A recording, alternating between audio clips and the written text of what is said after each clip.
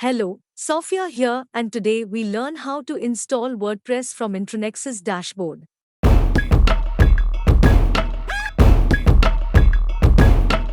Log into your IntroNexus dashboard.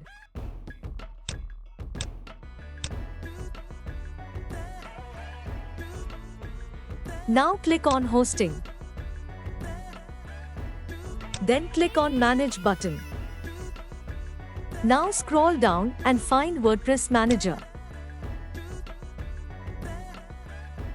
Now click on New Installation button.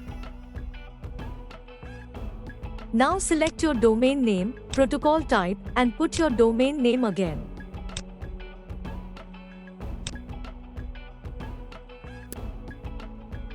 Now you can set your password or generate new password by clicking Generate button. Now set your site name, username and administrator email address and click on Create button to install WordPress. You can see WordPress is installed successfully and you can click on Login button to log in your WordPress dashboard. Thanks for watching to our tutorial. Goodbye and have a nice day.